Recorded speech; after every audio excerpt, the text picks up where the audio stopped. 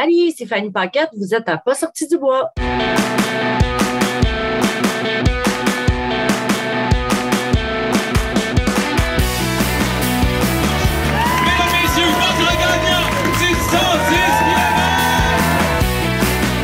Si tu commences à te sentir bien en courant un ultramarathon, fais-toi-en pas, ça va passer. Grand champion du 125 km! C'est maintenant officiel, NAC vient d'ajouter 2 nouvelles saveurs à sa gamme de bars Ultra Énergie, Mocha et Macchiato Caramel. En tant que grand fan de café et en tant que grand fan d'Ultra qui dure toute la nuit, je suis vraiment très content. Les bars continuent d'avoir un ratio de 4:1 en termes de glucides versus protéines et la gang de NAC a décidé d'y ajouter 65 mg de caféine ou l'équivalent d'une shot d'espresso. Puis honnêtement, le goût est complètement fou, c'est le temps d'essayer ça maintenant. Va sur le nacbar.com, remplis ton panier et utilise le code promo pas sorti du bois pour avoir 15% lors de ton premier achat. PASSORTIDUBOIS. Merci NAC et bon épisode. Ouais, ben, on n'est pas sorti du bois, hein? Bonjour tout le monde, bienvenue à ce 80e épisode de Pas sorti du bois, épisode numéro 80.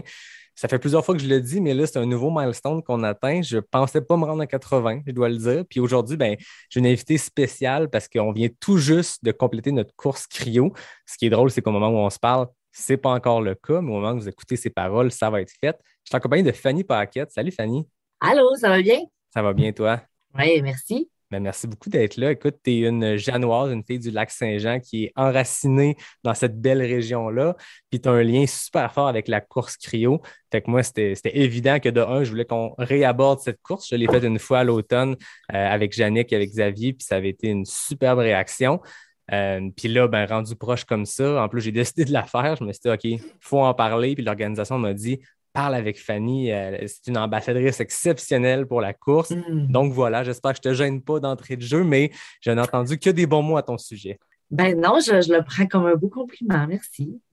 Fait qu'en plus, c'est ça qui est spécial aujourd'hui, quelque chose que je n'ai jamais fait, un épisode en 2 parties. C'est un épisode régulier où on va jaser de ton parcours et tout ça, mais je me dis là, on enregistre avant la course. Fait que l'épisode va être en 2 parties. Ceux qui écoutent, c'est un seul épisode, c'est le numéro 80. On va jaser, puis à un moment donné, vous allez sentir une petite coupure, puis on va être rendu, par la magie du podcast, après la course. Toi, tu es une habituée. Moi, c'est la première fois que je la fais. Je n'ai entendu que du positif de tout le monde qui l'a fait. Du positif dans le sens que c'est un méchant beau trip.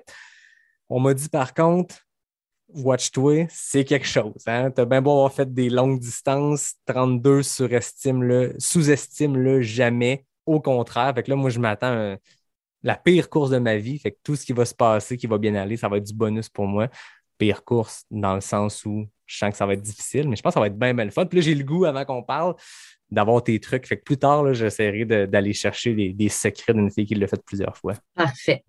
Moi, dans le podcast, je commence tout le temps en présentant la bière que je bois. J'ai eu longtemps des bières sans alcool parce que je faisais Dry January, mais là, on est rendu à février. La belle gang de Boréal m'a gâté ici avec une IPA des Côtes. Fait que c'est une bière quand même estivale, donc ça réchauffe le cœur. On est là à parler d'une course qui va se faire dans le froid, le vent, la neige. Puis j'ai une belle petite canette avec un oiseau puis la mer. C'est très bonne, IPA des Côtes. Oui, exactement. Fait que je remercie la gang de Boréal. Toi, de ton côté, est-ce que tu as quelque chose à boire? Tu me disais que tu es dans une grosse roche d'études, fait que tu n'es pas sur la bière. Là. Non, c'est ça. Là, ce soir, là, j'y vais plus mollo. Comme je disais, j'ai bu du yerba maté, du kombucha aujourd'hui. Là, ce soir, j'étais avec un beau petit verre d'eau. C'est correct, c'est très sage. De toute façon, j'ai entendu dire qu'il allait avoir de la gros mollet après la course. Donc, une bière bien ancrée au lac qui est excellente. Donc, il paraît qu'on pourra peut-être se croiser puis partager une bière en vrai post-course. Habituellement, c'est ça, c'est ça comme la petite routine. On prend une bonne bière après la course. C'est ça qui est le fun, ça fait partie de l'expérience. Oui, exactement. Entrons dans le vif du sujet. Oui, exactement, on relaxe après. Entrons dans le vif du sujet. Parle-nous de toi, de ton parcours, de ce qui t'a amené jusqu'à la course, puis on va sûrement se rendre jusqu'à cryo, mais parle-nous de toi. De moi, dans le fond, qu'est-ce qui m'a amené à la course? Moi, je suis une grande aventurière. J'ai quitté le Québec en 2012 pour voyager. J'ai voyagé pendant 6 ans, puis un petit peu partout. Puis quand je suis revenue, j'avais besoin de nouveaux défis. Je voulais garder la flamme allumée. Je voulais Puis c'est sûr que quand on vient d'un long voyage comme ça, là, il y a comme une petite période d'adaptation. Puis j'ai ma sœur courait, mes amis couraient, quelques-unes de mes amis. Puis là, je m'y suis mis. Puis mon premier défi, justement, ça a été le 10 km cryo. OK, fait que tu as commencé ça direct. Là. Toi, tu n'as pas le parcours de course de route sur de l'asphalte en été. Tu n'as pas la trail quand c'est juste des racines puis des roches puis qu'il n'y a pas de neige. Tu es comme allé all-in dans le cryo. Direct. Oui, j'ai commencé à courir l'hiver. Mon amie Sabrina s'était inscrite aux 10 km. J'ai dit, ben moi aussi. Fait que je me suis inscrite. Puis cette année-là, je suis arrivée première. Fait que là, je me suis dit, bon, il y a un petit quelque chose à faire. Là, je pense que j'aime ça. Puis c'est là que là, ça a continué. L'année d'après, je me suis inscrite au 32. Puis là, ben, c'est ma 4e année aux courses cryo. Fait que t'as-tu fait l'édition test ou ton 10 km, c'est la première vraie édition? J'ai fait la première vraie édition, le 10 km. Après, l'année d'après, j'ai fait là, la traversée. L'an passé, c'était la traversée à distance, mais j'ai fait la traversée symbolique aussi. Puis là, ben, c'est ça, cette année, Donc, on est de retour à la normale. 4e édition, je trouve ça le fun. Je ne savais pas que tu avais commencé direct avec cryo. Souvent, je ne me rappelle pas qui me racontait, un moment donné, un de mes invités qui disait j'ai commencé à courir l'hiver, puis c'est la meilleure chose que je pouvais faire. Parce que après ça, ça devient facile l'été quand tu commences comme dans le pire. Fait que toi, c'est un peu ça. Tu as peut-être couru avant la course cryo elle-même, mais ta première expérience avec un dossard, c'est sur le lac Saint-Jean. Oui.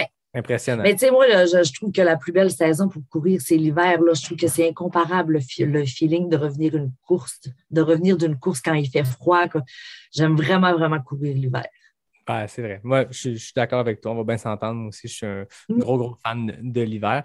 Reculons un peu parce que là, on est revenu vite à cryo. Ouais, mais tu as dit que pendant 6 ans, tu as voyagé.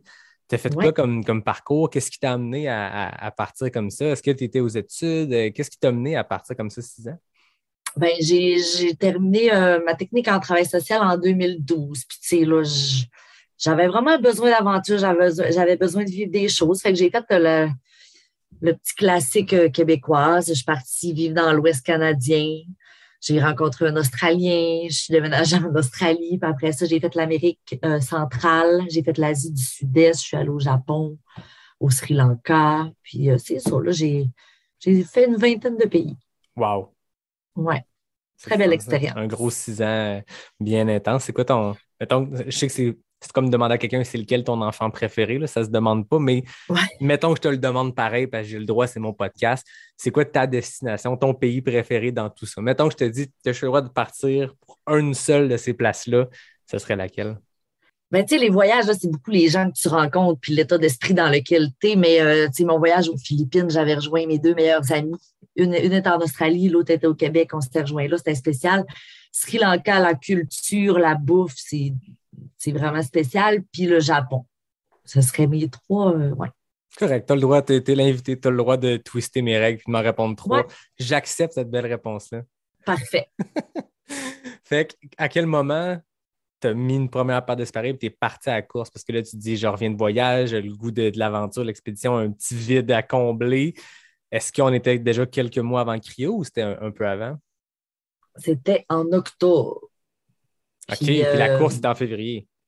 Oui. OK. C'était en octobre. Ben, là, je me souviens, je n'étais pas guérie pantoute, j'avais un coton ouaté vert, puis c'est ça, j'étais juste partie. Puis ça avait vraiment bien été. Puis c'est ça, après, ben là, comme j'ai pas arrêté vraiment, puis les distances ont augmenté. Mais ouais, j'ai commencé à peu près plus sérieusement à courir parce que j'ai toujours aimé bouger, j'ai toujours aimé faire du sport, mais sérieusement à courir, là, c'était dans le mois d'octobre avant la course. Puis à quel moment tu as senti qu'il y avait une piqûre, il y avait quelque chose qui s'était passé? Parce que tous les coureurs, les coureuses, il y a un moment où on le fait parce qu'il faut le faire, parce qu'on veut bouger, parce qu'on veut être actif. Puis il y a un moment que tu comprends, OK, là, je suis accroché. Est-ce que tu as ce souvenir-là de quelque chose qui est rattaché à... Tu as un souvenir qui est rattaché à ce moment-là? Ben, tu sais, c'est ça, c'est vraiment cryo. Le feeling de la ligne de départ, le feeling de la ligne d'arrivée, le sentiment qu'on ressent après, tu sais, ben, aussi, moi, c'était le podium cette fois-là. C'est, tu sais, la sensation de réaliser qu'est-ce que ton corps est capable de faire. Tu sais, tu fais comme, OK, là, quand que tu mets, oui, ton corps, mais ta tête aussi, tu es capable de faire, ben, en fait, tout ce que tu veux. Fait que, ouais, ça a vraiment été cryo là, qui m'a vraiment donné la piqûre pour de vrai. Là, tu es rendu une coureuse d'expérience par rapport à cryo, mais cette première édition-là, 10 km, on se lance sur le lac. Est-ce que tu avais lu, est-ce que tu avais consulté des gens qui avaient déjà couru? Est-ce que tu es parti, tu as fait des erreurs de débutante pour cette première édition-là? Beaucoup d'erreurs de débutante. C'est sûr que c'était un 10. Fait que, bon, les erreurs là, sont sur un 10, sont facilement réparables. Là. Ils n'ont pas beaucoup d'impact. C'est pas comme quand tu fais un 35 ou un 40. Là, mais partir trop vite. Puis là, un moment donné, j'étais dans la course, puis j'étais à moitié morte, mais je voulais garder ma première place chez les femmes. Fait que, partir trop vite, ça, je pense qu'on a tous déjà fait cette erreur-là. Le but, c'est la constance. Ça, c'est pas de se brûler. Mais sinon, je dirais que j'ai vraiment bien géré. Puis est-ce que tu avais des raquettes cette première édition-là? Non. OK. Non, mais le parcours du 10, il est toujours plus balisé. En tout cas, là, le trajet a changé cette année, mais le parcours du 10, il était bien balisé. OK. Fait que, j'aurais probablement été encore plus vite avec des raquettes, mais il n'y avait pas beaucoup de gens qui l'avaient, là, qui en avaient des raquettes sur le 10. OK. Puis de cette première expérience-là, de cette première place-là, à quel moment tu t'es dit, OK, l'an prochain, je fais la grande traversée, je triple la distance, puis je fais le 32 qui, en fait, je pense, n'est pas tout à fait un 32, le classique course de trail qui est arrondi par le bas. 33? Ouais, 34? L'année passée, ma montre, elle me dit 35. OK, quand même. Fait que c'est ça. Mais en fait, là, ça a été tout un processus parce que je me souviens, j'étais arrivée du 10, puis là, les premiers 32 arrivaient, puis je les regardais, puis je me disais jamais je vais faire ça. Oublie ça. Tu sais, là, ils arrivent, le visage tout gelé, de la glace, sont morts, sont vidés, tu sais. Ils sont heureux, mais ils sont morts, tu sais. Puis là, je m'étais dit, jamais je vais faire ça. Puis là, une chose en amène une autre. Tu sais, le printemps arrive, la course des Pichoux, mon premier demi-marathon qui a vraiment bien été pour un demi-marathon. J'ai été plus engagée dans le club de course de ma ville. Puis là, c'est ça, c'est vers là, c'est 6 mois, 6-7 mois après, je me suis dit, est-ce que je m'essaye? Puis je commençais à l'université cette année-là. Fait que là, je me disais, est-ce que là, je m'en demande trop? Moi, ma mère, elle a toujours dit, quand j'ai de quoi dans la tête, je ne l'ai pas dans les pieds. Des fois, je m'en vais comme trop dans mon assiette. Je me suis dit, je me lance. Puis le process, là, j'étais inscrite sur le portail. Puis là, je n'étais pas certaine encore. Puis là, un moment donné, j'ai reçu un premier don. Là, je me dis, OK, là, il est trop tard. Les dons commencent à rentrer, j'ai pas le choix. Il y a ça, hein, quand on se commet sur quelque chose, des fois, c'est autant positif que négatif. On a l'idée en tête, puis maintenant, on décide, OK, je m'inscris, je paye, j'achète le dessert, ou je le dis. Première fois que tu le dis, ça devient comme vrai dans l'univers pour les gens autour de toi, puis on s'entend. C'est pas à tout prix, mais quand tu le dis, des fois, quand on était peut-être dur un peu, on a de la misère à... L'orgueil, ouais, c'est ça, hein? Ouais. Fait que là, c'est ça, c'est ma voisine d'en face qui m'a fait le premier don. Fait que là, j'ai dit, bon, Caro, c'est fait. Je me lance. Puis comment tu t'es préparé? Est-ce que tu as adapté ton entraînement pour cette deuxième édition-là ou cette deuxième tentative-là pour toi? Oui, après justement ma première expérience cryo, là, c'est ça, j'ai commencé à aller au club de course de ma ville, le club du 1000. Puis j'ai commencé à me faire des programmes d'entraînement par le coach Jocelyn. Puis dans le fond, c'est ça, Jocelyn, depuis ce temps-là, il me fait mes programmes, là, ça fait 3 ans. Fait que, j'ai vraiment une belle relation avec, une belle communication. Quand je me sens fatiguée ou quoi que ce soit, il adapte mes programmes. Puis, peut-être que ce premier 32-là, il était tôt dans ma carrière de coureuse, mais j'ai tellement appris. Puis, je regarde tout le chemin que j'ai fait depuis, puis c'est fou. On parle des erreurs de débutants, justement, l'alimentation, l'hydratation, l'entraînement, le repos qui est autant important que l'entraînement, toutes ces choses-là. Ouais, fait que c'est ça. Je suis bien accompagnée dans tout ça quand même. Puis pour ce premier 32-là, est-ce que tu considères que ça avait bien été? Ça avait vraiment bien été. Moi, là, en course, là, j'ai un mental. Là, mes amis m'appellent 45, 50, 60 là, parce que le jour d'une compétition, ma tête, mon corps, on dirait que je suis toujours à mon maximum. Je pars et je n'arrêterai jamais. Fait que oui, ça a vraiment bien été pour une première expérience. L'année passée, ça a vraiment bien été aussi. Puis là, cette année, c'est ça. J'ai hâte de voir. J'ai pris beaucoup de force, beaucoup de rapidité. Ouais. Intéressant. Ce premier 32-là, Est-ce que tu avais déjà parcouru une distance semblable à ce moment-là? Tu sais, tu dis que tu as monté vite. Fais-tu ton premier 32 km point? Oui, ben dans le fond, j'avais fait un demi-marathon officiel là, sur route à Québec. Mais tu sais, sinon, les plus longues que j'avais faites, ben j'avais fait un 25 là, en raquette dans mes entraînements pour cryo. OK. Un Ouais. peu la stratégie marathon de faire une longue qui se rapproche de la distance du jour Mais J, qui n'est mais pas trop. Ouais, se garder une petite zone comment dire, d'inconnu qu'on ouais, découvre pendant la exactement. course. T'as-tu pogné un mur dans Mhm. ce 32 km-là? T'as-tu eu un moment où ça allait pas du tout ou c'était comme une journée parfaite? Non, ça a vraiment bien été. Puis, tu sais, cette année-là, on le faisait en équipe de trois. On était trois filles à le faire, moi, Jade et Catherine. Puis, tu sais, ça a vraiment bien été. Comme je dis, j'ai pas pogné de mur, mais avec le recul, my God, que je me donnais pas de chance en mangeant pas puis en buvant pas d'eau. Tu sais, les Zéro? gourdes de ma veste, ben clairement pas assez pour la distance. En plus, il y a ça l'hiver aussi. On dirait qu'on ne sait pas qu'on a soif. On ne sait pas qu'on a faim. Tu sais, des fois, il faut que tu pousses un peu, mais ça fait toute la différence. Tu sais, j'ai pas pogné de mur, mais je me suis vraiment pas facilité la tâche. Clairement, j'étais déshydratée puis je n'avais pas assez mangé. C'est une question que je me posais, moi, parce que je préparais, je regardais un peu le parcours. Là. Au moment où on enregistre, demain, on a un Zoom, tous les coureurs, les coureuses, Mhm. pour faire un genre de briefing pré-course quelques jours avant. Je suis en train de finaliser mon gear, j'ai fait tous les entraînements. Tu sais, de ce côté-là, j'ai contrôlé ce que je pouvais contrôler, les entraînements, les raquettes, toute la patente.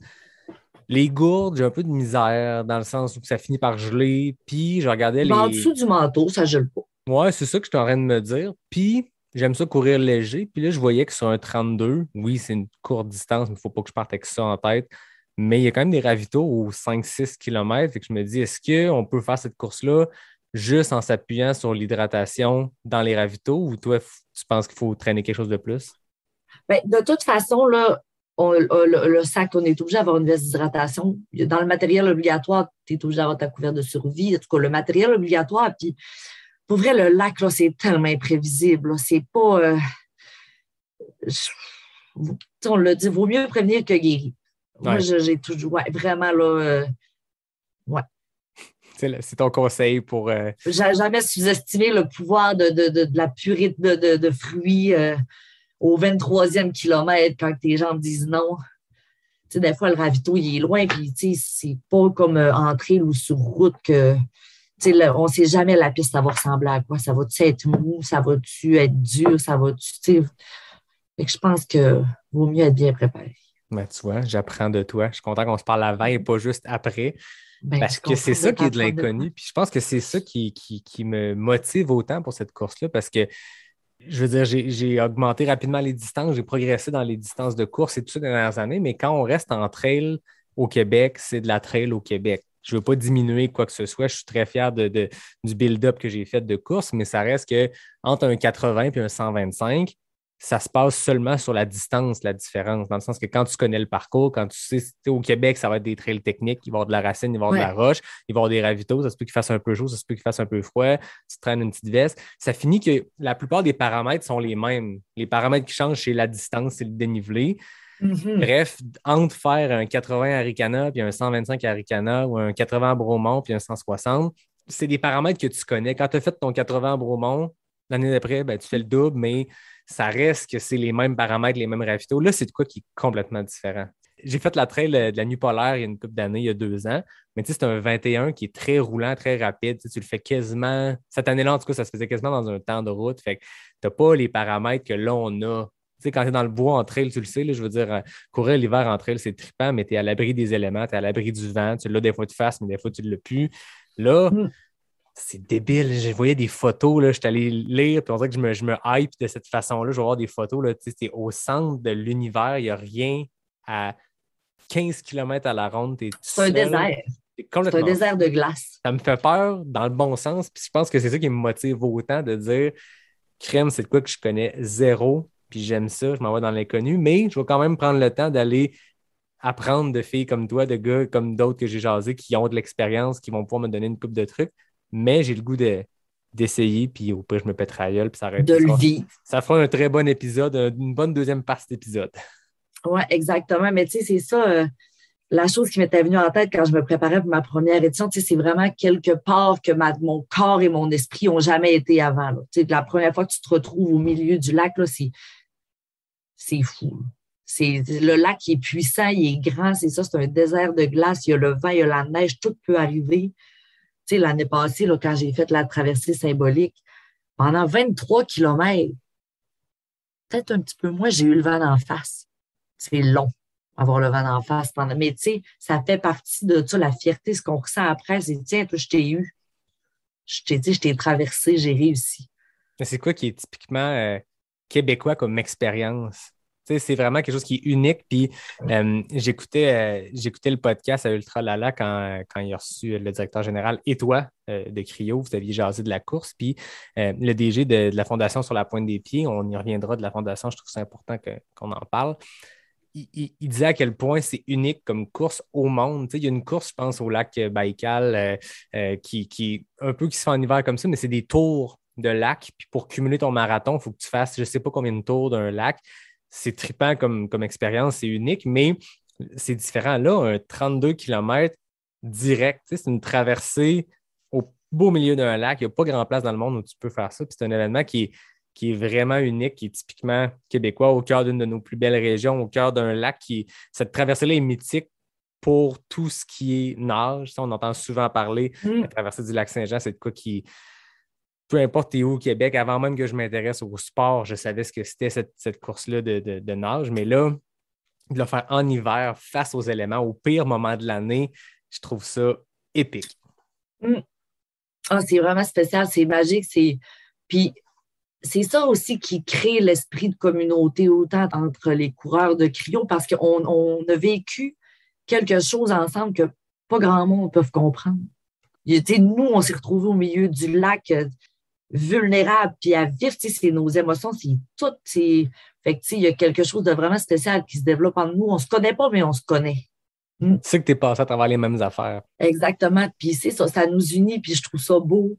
On connaît la force. On le sait que si tu as réussi à le faire, c'est parce que tu as une force. Fait que, c'est vraiment spécial le lien qui nous unit. Tu l'as mentionné tantôt, l'édition virtuelle. Bon, 2020, l'édition a eu lieu juste avant le début de la pandémie. 2021, bon, ça a été annulé. Par contre, il y a eu une édition virtuelle. J'avais reçu Kim Godet, notamment au podcast, qui parlait qu'elle avait fait sa course dans les Monts-Valin. Les gens devaient faire un parcours, je pense, de 32 km, comme c'est le cas dans le cas de la vraie course. Mais là, il y a 2 personnes qui ont été choisies pour faire une traversée symbolique début mars. Il y a eu toi, il y a eu Gino, qui était un ancien champion de la course, qui l'a gagné en 2020. Puis il est encore le champion. Ben, c'est le champion en titre, effectivement. C'est le champion, oui. Gino, c'est le champion, oui. Parle-moi de cette traversée symbolique-là, parce que je pense que conditions météo, ça a été la pire édition. Oui, vraiment. Puis, tu sais, dans le fond, on m'a approché début février l'année passée pour me demander si j'étais intéressée. Puis oui, c'est sûr, mais tu sais, moi, c'était certain aussi qu'en février, j'allais le faire avec ma gang. Fait que, tu sais, j'ai fait mon 32 km en février sur le lac aussi. On était 6 coureurs. Puis là, 2 semaines après, traversée symbolique, je me lève le matin, les pires conditions. Il vente, il neige, il fait froid. Là, tu sais, il y a un petit, tu sais, tu dis, bon, je le fais, je suis contente, ça va être le fun. Puis là, c'est ça, là, ça commence, t'avances, mais tu sais, j'ai mangé du vent, là, j'avais mal au cœur, j'avais des nausées en courant. Puis là, il y a comme eu un moment où je me suis dit, pourquoi je fais ça, là? Est-ce que c'est moi? Est-ce que c'est à moi que j'essayais de le prouver ou c'est à qui, là? Puis là, pour être vraiment honnête, au 19e ou au 18e kilomètre, parce que là c'était les grosses mesures sanitaires. Fait que en fait, c'était mon copain qui me suivait en skidoo parce qu'il fallait qu'il soit dans ma bulle familiale. Fait que là, j'ai dit, Johnny, tu m'embarques sur le skidoo puis on s'en va. Il m'a dit non. Il dit, là, c'est ton mental. Puis il dit, si tu avais une douleur physique, je t'embarquerais, mais là, c'est ton mental, puis je le sais que tu es capable. Fait que là, on est arrivé au ravito.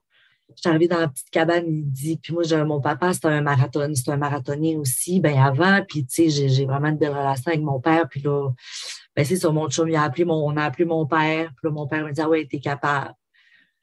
Fait que là, ça m'a comme redonné l'énergie pour continuer, mais j'ai jamais rien vécu de tel dans ma vie.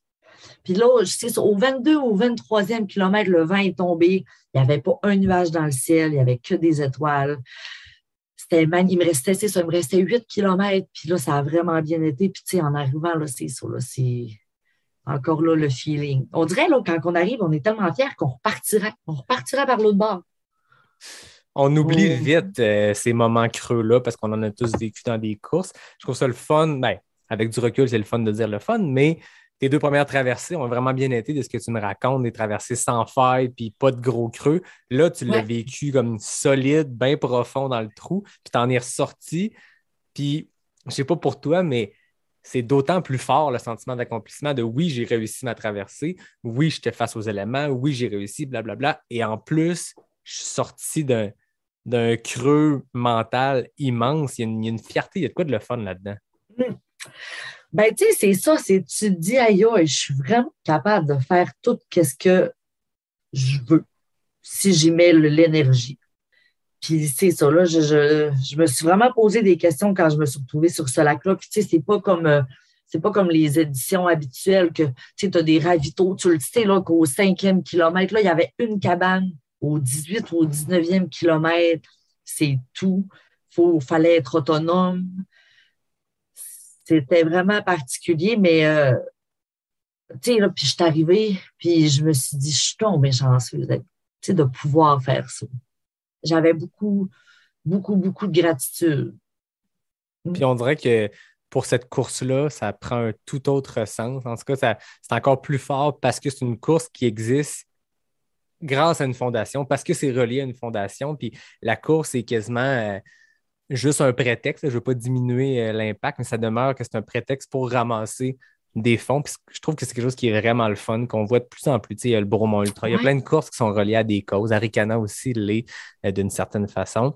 De se dire que des fois, nous, nos accomplissements, c'est le fun pour nous. C'est beau pour nous. Il y a de quoi de le fun dans le fait de se pousser, puis il y a une fierté qui vient avec ça, mais ça ne nourrit que nous ou nos proches qui nous accompagnent. Mais c'est très individuel comme sentiment, puis c'est correct, je ne le diminue pas.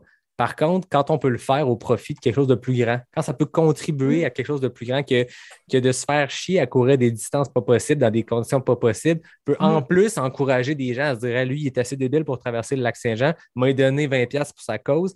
Ça prend un sens beaucoup plus grand, puis c'est le cas Créo avec la Fondation Sur la Pointe des Pieds.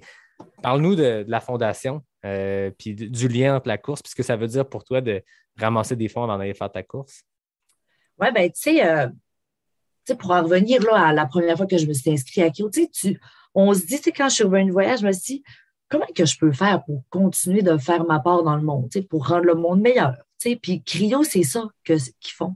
Ben, la Fondation Sur la Pointe des Pieds, c'est ça qu'ils font. Ils offrent des aventures thérapeutiques aux jeunes atteints du cancer. C'est la guérison par la nature, la guérison de l'âme, en fait, par la nature. Puis c'est vraiment une cause qui rejoint beaucoup, beaucoup de mes valeurs parce que, moi, me retrouver en nature, dans le bois, en forêt, c'est quelque chose de vraiment important, puis c'est quelque chose qui m'a toujours fait du bien à moi-même. Fait que c'est ça, ma relation avec la Fondation, comme je disais, je vais avoir beaucoup de misère à m'en détacher parce que je trouve ça tellement important qu'est-ce qu'ils font. Puis, j'ai toujours de la misère à me contenter d'atteindre seulement mon objectif de don parce que je me dis, il change la vie de tellement de gens, puis c'est tellement important. Puis c'est ça, c'est comme ma façon à moi à chaque année de faire ma part.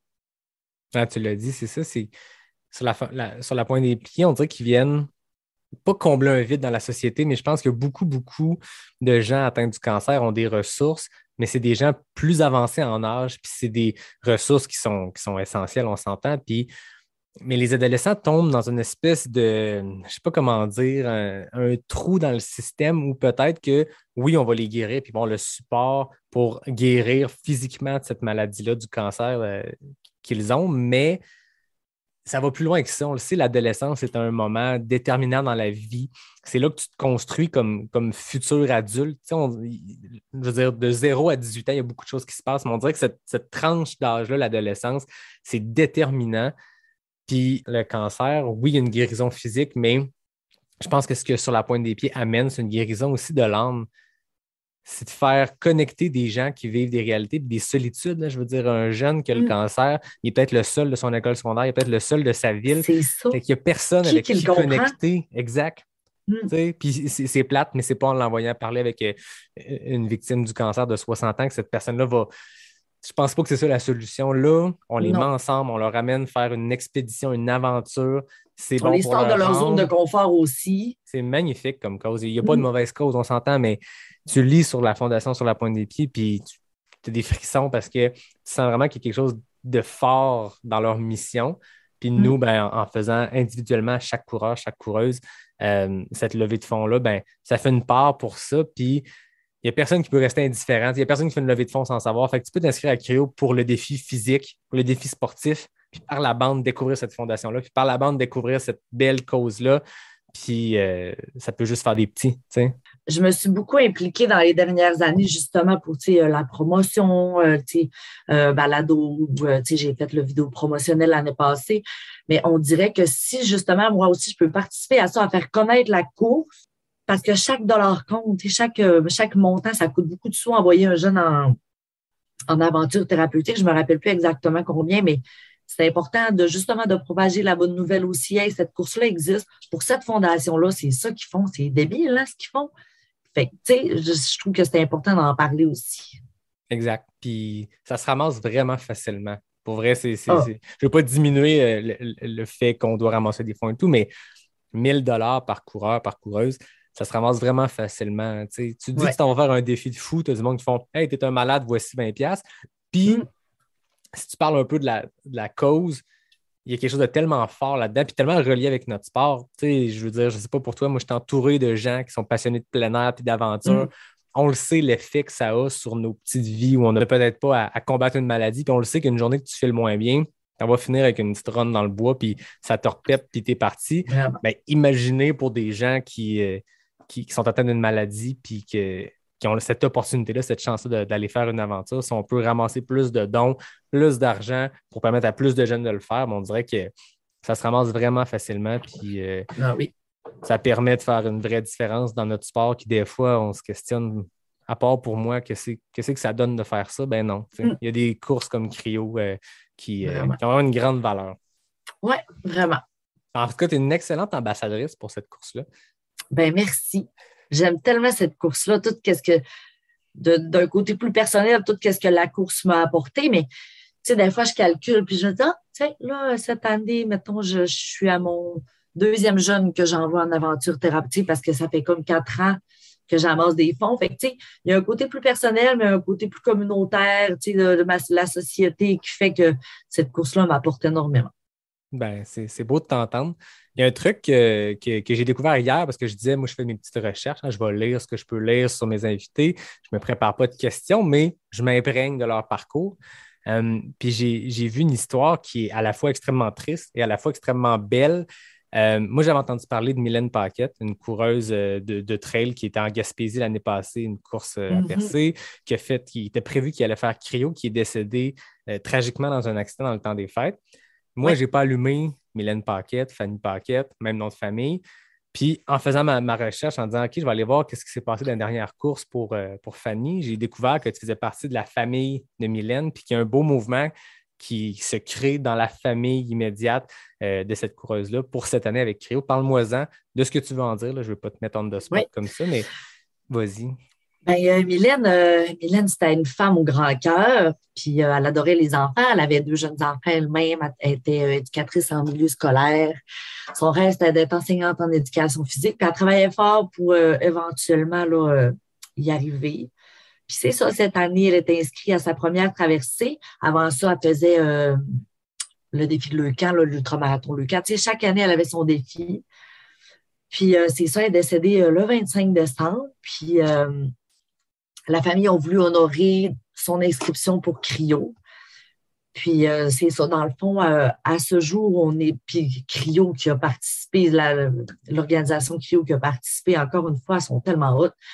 Ils font un départ pour la famille Paquette, dans le fond, coureurs, amis, famille. Là, il y a environ 50 personnes qui vont prendre le départ de 15 heures du Spa-Chambord jusqu'au village sur glace de Robertval. Tu sais, là-dedans, là, il y a des gens qui n'ont jamais fait de sport. Il y en a ça fait 20 ans qu'ils n'ont pas couru. Il y en a qui sont en forme. Mais tu sais, c'est ça, il y a environ 50 personnes qui se sont réunies. On dit, nous, on fait ça pour Mylène. Puis je serais curieuse de savoir au total, là, c'est quoi le montant qui va avoir été amassé pour ça.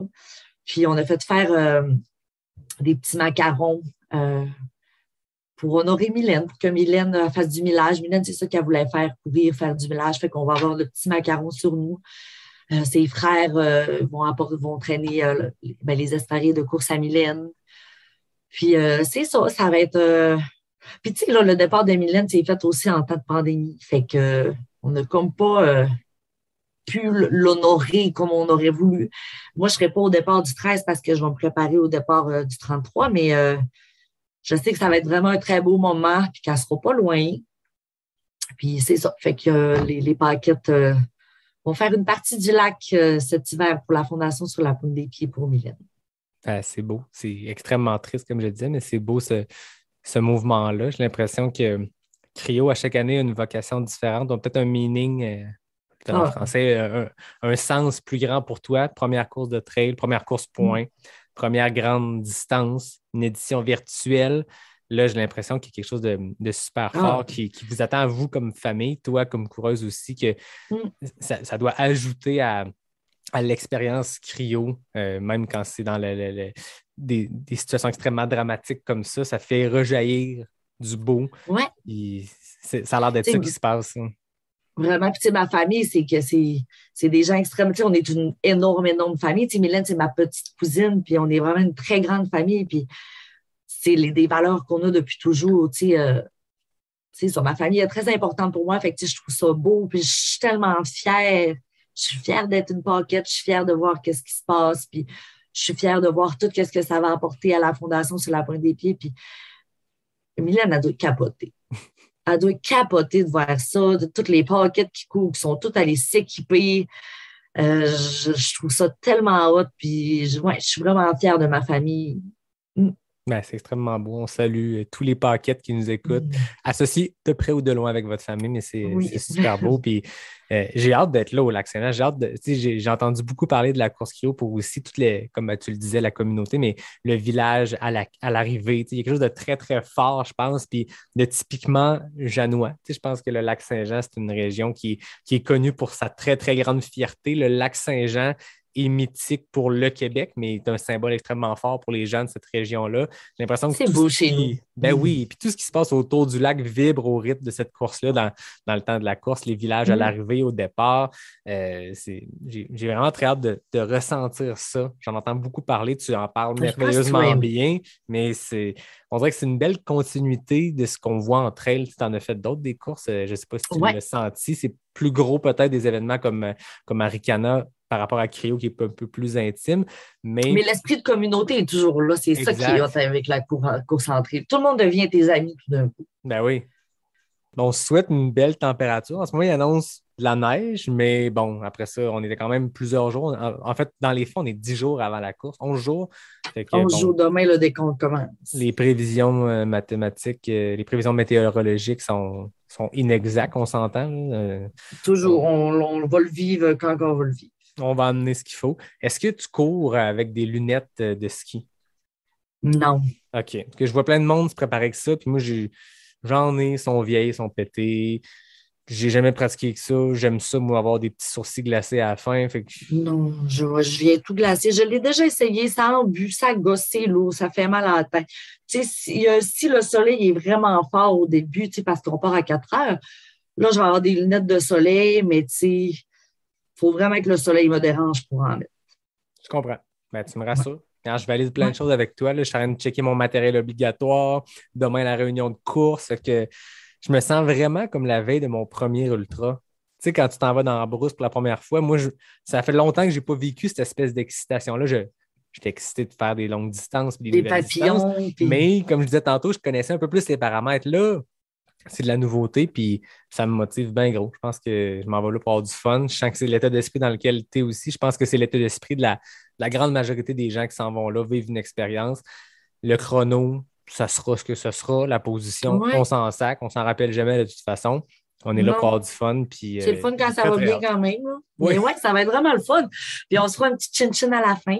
Ben oui, certain, certain. Écoute, c'est juste la première partie. Nous, on se dit au revoir là pour l'instant, mais les Ouais. gens, ils ont la chance de comme voyager dans le temps parce que on va les laisser aller. Nous, on va aller vivre notre vie, se préparer les 10 derniers jours avant la course, Manger. manger, oui, un petit Manger carb beaucoup, load, ben beaucoup. oui, Ouais. faire cette course-là, se faire un chin à la ligne d'arrivée, jaser un peu et réenregistrer la deuxième partie. Merci beaucoup, Fanny. Ben, merci à toi. Salut, Fanny. Salut. Comment ça va? Ben, ça va bien. Un petit peu de douleur au quad, mais ça va bien. Sinon, toi? Ben, ça va bien. On est moins de 24 heures après Cryo. Écoute, il est 20 heures. Moi, hier, dans ce coin-là, écoute, il est 20h03. Je pense que je suis arrivé à cette heure-là. Méchante affaire. Hier, ce qu'on a vécu. Méchante affaire, oui. Toute qu'une aventure. C'est vrai que tout le monde est comme sans mots. Tu sais, je suis retourné ce matin sur le site de la course, chercher mon drop bag, puis il y avait plein de bénévoles qui étaient encore là. Fait que je jasais, j'ai croisé des gens que je connaissais. Fait que tout le monde était comme flabbergasté, pas trop de mots. Tout le monde était D'émotions non sonné par ce qui plus. s'était passé. Ouais. C'est particulier. Il y avait des conditions pour mettre les gens en contexte parce que là, on en parle comme si on avait été là les deux, mais on a des gens qui écoutent qui ne savent peut-être pas. C'était des conditions brutales. Juste pour mettre la table, écoute, moi, je ne sais pas si tu es arrivé dans ton autobus. Je ne sais même pas si on était dans la même navette. Je t'ai vu au départ, mais je ne t'ai pas vu dans la navette. Marie-Christine, la directrice de course, entre dans la navette au moment où on est prêt à partir parce que la course finit à Roberval. On prend la navette à Roberval et on se rend à Saint-Gédéon. Elle rentre, elle dit là, j'ai de quoi à vous dire. Suivi d'un long silence, suivi de c'est des conditions extrêmes. On n'a jamais vu ça dans le cadre de la course cryo. Le fond est mou. On a beau repasser en skidoo avec la traceuse pour essayer de taper la track. Il y a des lames de neige qui se forment. Le fond est mou. Fait que, si vous hésitiez entre raquette pas raquette, c'est clairement raquette aujourd'hui. Elle dit là, si vous voulez changer de distance, aller faire le micro-cryo de 13 km, si vous voulez abandonner, si vous voulez rester ici, si vous voulez vous rendre jusqu'au départ, vous décider, puis finalement changer d'idée, puis revenir à Roberval en navette, c'est correct, on ne vous jugera pas. J'ai trouvé ça super, ça a mis la table. Les plus crainqués se sont regardés en voulant dire « let's go, on y va Right. ». D'autres se sont peut-être dit « bon, dans quoi on s'embarque ». J'ai trouvé que c'était un excellent move de l'organisation d'être réaliste. C'est une course qui est extrêmement particulière. Là, on en a parlé dans la première partie de l'épisode. Puis moi, pour l'avoir vécu hier, c'était mon baptême de cryo. Il n'y a rien qui se compare à ça. Rien, rien, rien. Non. Aucune course hivernale. Il y en a quelques-unes au Québec. Je n'ai fait quelques-unes. Il n'y a rien qui se compare à ça. Mais il faut s'adapter. Marie-Christine l'a dit hier, les cutoffs ont été ajustés en cours de route selon à quelle vitesse les premiers passent, le mid-pack passe. Fait que je pense que tout le monde est un peu dans l'inconnu. Puis ça l'a mis la table, on dirait que ce warning-là, je pense pas que c'était pour faire un show de boucan, c'était vraiment pour la sécurité des gens. Puis ils ont bien fait de le faire parce que ça s'est avéré être une édition. Il y a un terme qu'on utilise des fois en ultra quand une course a de la misère, n'a pas un gros tour de finisher, une boucherie. Je pense que hier, c'était une genre de boucherie. Ah, clairement. 27 finissants sur 89 participants, je pense. Quelque chose du genre. Ouais. Ouais, un genre de 70% de taux d'abandon. Ouais. Mais c'est la force de la nature. Il n'y a rien qu'on peu importe à quel point on est prêt, c'est la nature qui décide. Exact. On dit souvent entre elles que la montagne a toujours le dernier mot, a toujours raison, puis t'as bien beau essayer de fighter, c'est la montagne qui va gagner. Dans ce cas-là, hier, clairement, le lac a gagné. Pour tout le monde, finisher, pas finisher. Je parlais avec des gens qui ont fait le micro-cryo aussi. Eux, ils ont le vent de face, de front pendant 13 km. Nous, on l'avait de face de côté, nord-ouest, puis on était direction ouest. Fait qu'on l'avait face côté. Moi, j'avais l'œil droit gelé, l'œil gauche n'était pas si pire. Pendant 29 km avant de virer le coin et de l'avoir de face. Le lac et le vent ont gagné hier. Ah oui, clairement. Parle-moi de ta course, des moments avant, du départ. Est-ce que toi qui l'as fait plusieurs fois, toi qui connais des gens dans l'organisation, est-ce que tu avais déjà un petit warning quand tu regardais la météo les jours avant de se dire « Ouf, ça va te mettre une toffe ». Ben, oui, on le savait. Nous, on est quand même une petite gang de Dolbeau qui participe à la course. Fait que c'est sûr qu'on a un petit groupe puis on s'en parle. Ouais, ça sera pas facile. Mais je pense qu'on a tout jusqu'à la dernière minute, on a toujours espoir que ça revire de bord. Mais oui, on le savait. Mais moi, j'arrêtais pas de me dire, ça peut pas être pire que l'an passé. Tu sais, que la traversée symbolique. Puis, tu sais, ma préparation, tu sais, ça a bien été. J'ai fait comme d'habitude, j'ai ma petite routine d'avant-course, mon alimentation. Tu sais, j'étais prête. J'étais vraiment prête. Mais je m'attendais pas à ça. Tu sais, on se dit, bon, est-ce que c'est mieux mou ou est-ce que c'est mieux vent? Mais là, c'était les deux. Mm-hmm. Là, c'était... Tu sais, il n'y avait plus de piste à la fin, dans le fond. Là, c'était... Mais il y a bien des moments où on ne le voyait plus du tout. Puis, pour vrai, moi, une des choses qui m'impressionnait le plus, là, ce que je rebondis puis je change de sujet, c'est une parenthèse, non, on reviendra. Correct. Moi, ça m'a impressionné toute l'équipe, la logistique autour. Ah ouais. C'est fou, hein? Je veux dire, j'ai jamais été plus que 2 minutes, 3 minutes seul avant qu'un skidoo passe d'un bord, de l'autre. Ça lève le pouce. Es-tu correct? Tu pas correct? Tu arrives dans les ravitaux. On te check la face pour être sûr que tu n'as pas d'engelure de face. Ouais. Il y a un support. Toute bonne course de trail dans le bois a un support exceptionnel de l'organisation. Ça demande de la logistique hyper complexe. Mais moi, c'est ça. Cryo, c'était une expérience complètement différente qui ressemble à rien de ce que j'ai fait. Puis j'ai été fasciné de voir l'organisation autour, de voir l'hélicoptère qui attend à l'arrivée pour aller chercher du monde sur le lac s'il faut. Les motoneiges. Je pense qu'ils l'ont pris, l'hélicoptère. Hein? Je pense que oui. Mais en tout cas, moi, je l'ai vu partir à un moment donné. Oui, à la fin. Mais c'est ça, c'est la logistique autour de ça, c'est exceptionnel. Puis j'en parlais avec Tania Rancourt, que je salue d'ailleurs. On s'écrivait aujourd'hui. Je pense qu'elle a abandonné au 2e ravito. Puis elle me disait, elle dit, j'ai vécu une expérience traumatisante sur le lac, mais j'ai vécu une expérience humaine exceptionnelle le après, dans les ravitaux, en attendant les secours, appelons ça comme ça. Elle dit, c'est exceptionnel ce que j'ai vécu, l'expérience humaine, la chaleur des bénévoles, puis le déploiement de tout ça. Puis ce matin, je parlais avec quelqu'un de l'organisation aussi qui disait, on n'était pas prêt pour ça. On était prêt pour ça, mais autant d'évacuation à faire, puis tu sais, pensez à un événement trail, souvent le ravito, il est proche de la civilisation, ou à peu près. Tu sais, même un haricana bien profond dans le bois, ton ravito, il est proche d'une zec. Les ravitaux sont choisis pour être proches d'une place d'évacuation la plupart du temps. Là, tous les ravitaux sont en plein milieu du lac Saint-Jean. Fait que peu importe où tu arrêtes, tu as une raide de motoneige à faire. Puis dans ce cas-ci, il y a eu beaucoup d'abandon, donc beaucoup de motoneige. En tout cas, ça m'a flabbergasté, moi, de voir l'organisation autour de ça. Ben, il y a un bénévole, je parlais avec mon ami Jean-Pascal tantôt, puis il y a un bénévole qui a fait 285 km de skidoo. 285? Hey, c'est fou là, de ramener du monde là, tout le long. Il y en a un qui a manqué d'essence. Ben, c'est une aventure pour les bénévoles autant. Tu sais, je veux dire, dans un ravito, là, oui, c'est des petites cabanes à l'abri du vent. Je mets des guillemets pour ceux qui l'écoutent et qui ne le regardent pas. C'est une petite cabane sur un lac où les vents arrivent ils ont 30 km de vitesse, puis ils arrivent, puis ils te rentrent dedans. Il y a des petits foyers là-dedans, mais pour les bénévoles, ils étaient aussi gelés que nous autres. Puis, non, c'est ça prend du cœur au ventre pour eux autres aussi. Tu sais, j'ai abandonné au dernier ravito, au 28e kilomètre. Puis, tu sais, c'est ça, je dis aux bénévoles, vous aussi, là, ça fait toute qu'une journée. Ah, c'est un ultra pour eux autres, c'est une aventure pour eux autres. Ils sont là pendant... Ils sont sur le lac aussi, au froid. Mais ils sont vraiment hautes. Ah, c'est complètement fou. Pour vrai, je suis sur un genre de nuage pour plein de raisons, mais moi, ça m'a fasciné l'organisation de cette course-là. L'équipe autour, la chaleur de l'équipe. Tu sais, t'arrives à la fin, tu arrives dans les ravitaillements, tu arrives après ça. Même ce matin, il y avait des bénévoles en train de ramasser encore des drop bags puis de ramasser des patentes. Puis il y a quelque chose de spécial. Je ne veux pas dire que dans d'autres courses, il n'y a pas ça. Au contraire, je pense que chaque course a son attrait, son petit côté givré, le fun. Mais il y a quelque chose de spécial qui se passe sur le village de glace de Roberval. Vraiment. Puis la course, c'est ça. C'est unique. Moi, j'ai pogné de quoi. Dans le bon sens ou dans le mauvais sens, mais... Peu importe le sens, oui, c'est vraiment une expérience. Ouais. Fait que parle-moi de ta course. Là. Bon, au départ, déjà en partant, on n'avait pas eu de soleil. On m'avait vanté les beaux couchers de soleil qu'on voit parce qu'on court vers l'ouest, donc on a ça d'en face. Inexistant. C'était blanc. C'était blanc. Oui. Donc, on voyait pas vraiment. Tout ce qu'on voyait, là, c'est les petites lumières des coureurs en avant.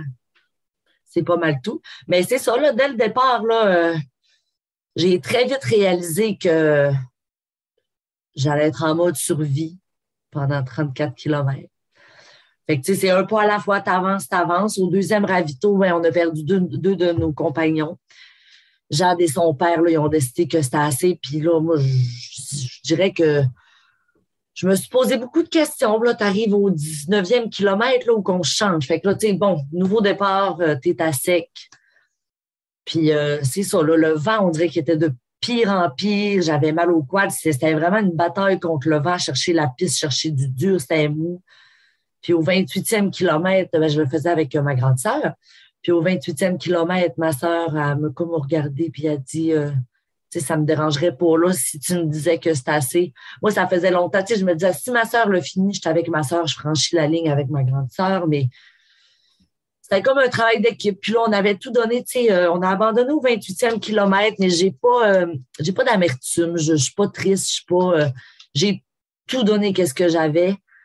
Puis c'est sûr que quand on s'inscrit à une course, on a toujours en tête un peu de franchir la ligne d'arrivée. C'est un peu le but, mais tu sais, je me sens pas. Tu sais, ça, je suis pas triste. Je suis vraiment fière. Puis tu sais, ma famille m'attendait à l'arrivée. Mon père était là tout le long de la course pour nous accompagner. Mon filleul est même venu nous dire un petit coucou en skidoo. Fait que tu sais, c'était vraiment, vraiment une belle expérience. Mais tu sais, moi aussi, je suis comme un peu. Mes émotions sont ambivalentes. J'étais un peu traumatisée. Tu sais, je me suis gelé les yeux. Mais en même temps, ben, c'est ça, c'est tellement une course pleine d'amour. Tu arrives au ravito, ça réchauffe le cœur de voir tous les bénévoles qui t'accueillent. Es-tu correct? As-tu faim? Tu veux-tu un bouillon de poulet? Peu importe. Tu sais, c'est un mix d'émotions, mais puis je suis encore en train d'essayer de les assimiler, ces émotions-là, aujourd'hui. Puis, mais gars, mon processus, je me suis levée ce matin en disant que l'an prochain, je le faisais pas. Puis là, je suis déjà en train de changer mon discours tranquillement, pas vite. On se rappelle qu'il y a 24 heures, tu étais encore sur le lac. Donc, ouais, j'ai fait 4h53. Donc, à 20h53, Mais crème, ça allait bien quand même, vous avanciez vite. Si tu dis qu'à 4h53, vous étiez au 28e, oui, c'était tough. J'ai aucun doute que les piles étaient à zéro rendues là, puis que la tank était vide là, pour faire des belles analogies de skidoo. Mais 4h50, il y a du monde ça leur a pris beaucoup plus de temps de se rendre même jusque-là. Vous rouliez quand même à une bonne vitesse. Ben, ça allait vraiment bien, mais tu sais, c'est ça, le mental, là, c'est toujours malléable. Tu sais, ton mental baisse, tu bois un peu, tu manges une barre, puis ça repart un peu. Mais là, c'était physique. Les gens ne voulaient juste plus. Je courais, puis on courait, puis on dirait qu'on courait dans le vide. Ouais, ça marchait plus. Puis c'est le point tournant aussi dans cette course-là que j'ai réalisé en le faisant. Parce que la traversée, c'est comme un genre de L, dans le sens où on part vraiment direction ouest, bien ligne droite. Là. Tu regardes sur Strava, puis elle est droite en maudit la ligne. Mm-hmm. Puis au 28e, dans ce coin-là, on vire nord-ouest, direction Roberval. Puis le vent était vraiment nord-ouest. Fait que tout le long, tu l'as un peu de côté. Quand tu vires le coin, c'est un long 6 km qui reste. C'est une longue agonie jusqu'à l'arrivée. Puis ce qui est chiant aussi, c'est que tu vois Roberval. Là, tu sais à peu près c'est où. Tu sais, moi, je connais pas le coin. C'est mais si loin. Ben, c'est ça. Tu finis par reconnaître le building. Moi, quand j'ai vu l'église, je me suis dit, hey, l'église carrée avec le pic, on ne doit pas être si loin, mais tu cours, puis elle ne bouge pas. L'église est à gauche, puis il n'y a rien qui se passe. Puis tu vois là où est l'arrivée. Ça n'avance pas. Là. C'est un 6 km qui est très pénible. C'est ça, ma soeur, elle me dit, Fanny, elle dit, il reste 6 km, mais le 6 km va prendre 1 heure. Ouais. Ça fesse. Non. Puis encore là, on était accueillis au ravito du 28e kilomètre, les manteaux, vous avez-tu froid, vous avez-tu faim, est-ce que vous avez besoin de quelque chose? C'était parfait. Là. Fait que je comprends que tu vis bien avec ta décision d'avoir arrêté. Oui, mais tu sais, c'est comme je dis, là, c'est un mix d'émotions aujourd'hui aussi, là, la fatigue, vidée d'énergie. Mais j'ai pas senti, je me suis pas posé la question une fois, est-ce que j'ai pris la bonne décision? Tu sais, je me demande encore, est-ce que j'aurais été capable? Je pense pas. Je pense pas. Oui, puis c'est toujours la bonne décision. Dans le sens où, oui, il y a des gens qui racontent un DNF le lendemain, le surlendemain, 2 mois après, tu as des regrets. De un, moi, personnellement, je trouve que ça ne sert à rien. Point. Puis je ne juge pas les gens que ça leur arrive d'avoir des regrets. Je dis juste que dans ce cas-ci, si tu as décidé d'arrêter pendant une course, oui, des fois, ton cerveau t'envoie des signaux pour te dire d'arrêter ou peu importe. Mais à un moment donné, quand tu as passé à travers 2-3 conversations entre toi et toi dans ta tête, puis tu as continué, puis à un moment donné, tu n'as plus de fun, tu es vidé, tu te dis ce qui reste à parcourir va être une agonie, c'est correct. T'sais. Surtout dans des conditions extrêmes comme hier, toute personne qui a décidé d'abandonner, que ce soit au premier ravito ou au dernier ravito, c'était la bonne décision. Parce que ce qui restait, peu importe t'étais où, dans ton cas, le dernier 6 km aurait été vraiment rough. Peut-être qu'aujourd'hui, tu aurais eu fini, mais tu serais pas capable, tu m'aurais dit, on repousse l'épisode, là. Pas le Non, temps d'enregistrer, c'est je ça. suis trop magané. Ah, ben, c'est. Oh oui, c'est ça. Tu sais, je le regrette pas. Je me sens pas. Non, je suis vraiment fière. Puis je me suis vraiment battue. Je me suis battue jusqu'à la fin. Là. À la fin, là, c'est sur les 6 kilomètres, je les voyais comme une montagne insurmontable. Fait que c'est ça. C'est la bonne décision. Puis, tu sais, au final, Ouais, cette course-là j'ai l'impression que c'est un prétexte pour encourager une belle cause. Tu sais, oui, on se dépasse, oui, on exactement. s'entraîne pour ça, oui, on pense à la course elle-même. Mais moi, c'est ce que j'ai senti à travers tout ça, c'est que la course est exceptionnelle et unique, mais c'est quasiment rendu un prétexte pour faire connaître l'organisme sur la pointe des pieds, la fondation sur la pointe des pieds, leur cause, leur mission. Puis, je veux dire, c'est plus de 320 000, si je ne me trompe pas. Je n'ai pas le chiffre exact, là. C'est Hey, plus de c'est fou, 300 hein? 000 qui a été amassé cette année. Faites le calcul. Chaque coureur, chaque coureuse devait amasser minimum 1 000 pour prendre le départ. On était 89 sur la traversée. Je ne sais pas combien sur Je pense qu'il était 47. sur la micro-cryo, plus Ouais, aussi la course de fat bike. Mais tu sais, il n'y avait pas, il y avait pas 330 personnes qui ont ramassé 1 000 Tu en as dans le lot qui ont ramassé des montants exceptionnels. Mais en fait, chaque personne qui a ramassé son 1 000 pour partir, et c'est énorme ramasser ça. Mais mis tout ensemble, ça fait 300 quelques 1 000 C'est ça la victoire. Tout le monde est gagnant rendu là, là. exactement. Exactement. C'est tellement beau. Puis c'est ça, ça va permettre à plein de monde de vivre de belles aventures. Pas aussi intenses que celles qu'on a vécues hier, mais des aventures. On leur souhaite que ce soit plus le fun. Ouais, c'est Ben, ça. c'était le fun, c'était le fun. Moi, j'ai le sourire d'en face tout le long, mais Mais je ne sais peut-être pas si c'était le fun. Mais je moi, veux j'ai eu dire, du oui, c'était fun. le fun, mais tu sais, mettons, j'ai adoré les ravitaux, j'ai adoré. Tu sais, là, il y a des moments que je me dis, ah oui, c'est hot, mais tu sais, mon Dieu, que je me suis parlé. Tu sais, un moment donné, là, c'est ça, ouais, je me suis beaucoup, beaucoup parlé. Ben, c'est des courses qui forgent le mental. Tu sais, Ouais, dans ce sport-là, la portion physique est oui tu sais, pendant l'événement, mais surtout le avant, toute la préparation physique. Rendu le jour J, si le body est prêt et s'il n'y a pas de bobo, ça se passe entre ta tête et toi. C'est ouais, là que ça va se passer. L'entraînement va te servir, ça va t'amener, mais après ça, il y a un moment où c'est le mental qui embarque. Puis ouais. c'est ça, tu sais, quand tu es face au vent. Puis moi, je me rappelle, je courais, je pense, avec Sylvain Lavoie, on courait un moment donné ensemble. C'est dur de réussir à parler pendant ce cours-là parce que tu es à bout de souffle, parce que tu es dans la Ah neige oui, molle en ça ne raquette. tente pas de parler. Mais je me rappelle y avoir dit, j'ai l'impression que je vais me coucher à soir puis juste entendre le vent. Pendant 4 heures, j'ai juste entendu du vent. C'est le seul son que j'ai entendu, puis des motoneiges, mais le vent était tellement fort. J'avais l'impression d'avoir à côté des oreilles un souffleur tu sais, de feuilles, là, tu sais, une espèce de machine, Ah une oui, grosse machinerie, c'est juste du vent. C'était ce son-là, sourd, intense, pendant 100% de ma course. C'est ah oui. complètement fou. Je veux dire, un vent de 40 km/h, on en vit tout quand on s'entraîne. À un moment donné, tu tournes une rue, oh, tu pognes un bout de vent de face. Tu es dans le trail, puis à un moment Mais donné, tu tu l'as un prends peu de l'autre rue face, d'après, tu puis. changes. Là, c'est sans arrêt. Ouais, c'était infernal. Puis, tu sais, là, quand tu es rendu au milieu du lac, là, tu vois pas trop en avant, tu vois pas autour de toi. Et là, tu te dis, je suis vraiment au milieu du lac Saint-Jean. Ouais. Ouais. Il y a un C'est bout où on voit spécial pas la quand même comme civilisation. feeling. Ah oui, Non, c'est ça. c'est spécial. Puis j'ai l'impression, dépendamment, faut pas trop que tu y penses. Dans le sens que tu te dis, en fait, je pense que j'aurais peut-être eu à y penser plus s'il n'y avait pas eu de motoneige autour. Puis tu as toujours de l'action un peu qui se passe. Ouais. Mais mettons, pour avoir les motoneiges autour qui font un peu la sécurité de la course, faut pas que tu y penses trop longtemps parce que tu vois aucune civilisation nord, sud, est, ouest. Tu vois rien. À un moment donné, à partir, je pense, du 20e, 25e kilomètre, on voit à gauche, je pense que c'est Chambord puis le début de Robertval. Mais pendant un méchant bout, tu vois absolument rien. Puis Non. ça peut être fréquent. Oui, vraiment. Surtout dans ces conditions-là, tu sais, ça nous fait sentir petit. Ouais. Ouais, puis ça nous fait rappeler qu'on n'est pas grand-chose. Tu sais, le lac Saint-Jean, tu regardes une carte du monde, là, il n'est pas gros. Là. Puis là, tu es au centre de tout ça. Puis Il est immense. je me rappelle quand fallait faire sa levée de fonds, il faut comme écrire un petit message sur la section de ta page personnelle, ton profil sur la pointe des pieds. Puis je connaissais la fondation, je connaissais la course, puis je m'étais dit, ça va être tough, mais quand ça va être vraiment tough pendant la course, je vais me rappeler que moi, ma douleur est temporaire. Ma douleur, je l'ai choisie, je me l'impose, j'ai payé pour être là. Alors que les jeunes pour qui on a ramassé des fonds pour la Fondation sur la pointe des pieds, ben eux, ils ne choisissent pas la douleur, puis ils ne décident pas quand elle s'arrête.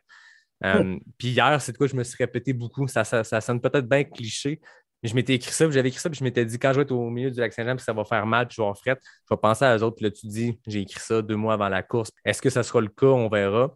Puis hier, à un moment donné, quand ça se met plus tough, instinctivement, c'est la première chose qui m'est venue en tête de me dire, hey, le tata, là, il te reste 1 heure et demie de course, 2 heures de course, c'est rien dans une journée, c'est rien dans une vie, c'est rien comparé à ce que ces jeunes-là vivent. T'sais, nous, on se l'impose, Clairement. puis quand je vais m'asseoir à la fin à la ligne d'arrivée, la douleur va tranquillement partir. Je vais boire une Tranquillement, pas bière, tout de suite, puis mais ouais. non, c'est ça. Mais je vais manger, puis à un moment donné, ça va faire son œuvre. Exactement. Fait que je pense que c'est une bonne source de motivation dans une course de même. Puis je Vraiment. pense que moi, en tout cas, hier, quand à un moment donné, ça s'est mis à faire mal, c'est à eux que je Quand pense. ça te tente un peu moins, on se rappelle ça. Ah oui, c'est ça. Puis moi aussi, tu sais, j'ai été sur ce discours-là pendant longtemps. Tu sais, t'es capable, c'est temporaire, t'aimes ça, c'est ça ton sport, c'est repousser tes limites. Puis, ouais. Mais je pense qu'il y a beaucoup, beaucoup de monde qui vont se rappeler de cette édition-là. Tu sais, quand on fait ce sport-là, c'est pour repousser ses limites, pour essayer d'aller toucher quelque chose de nouveau, peut-être. Des fois, dans l'ultra, c'est beaucoup les distances. Dans ce cas-ci, c'est pas la distance. Tu sais, c'est 34 km, c'est énorme pour bien des gens. Mais pour la plupart des gens que j'écoutais parler dans l'autobus, tout du monde qui ont fait des marathons, des ultras, peu importe, la distance elle-même, si tu la regardes froidement, bon, c'est pas le truc qui impressionne peut-être le plus la plupart des athlètes qui s'inscrivent, c'est tout le reste. Tu sais, c'est de quoi de complètement unique. Puis, non, c'est ça, on a été servis. Dame Nature nous a gâtés. Ah oui. C'est Dame Nature, puis c'est là que les boss, puis on peut rien contre ça. Voilà. On en a parlé dans la première partie que les gens y ont écouté il y a 15 minutes. Toute l'histoire avec la famille Paquette qui s'était serré les coudes, rassemblés pour cette course-là. Comment ça s'est vécu? Là, on a parlé de ta course toi individuellement avec ta sœur. Ce grand mouvement de la famille Paquette, comment ça s'est passé dans le courant de la fin de semaine?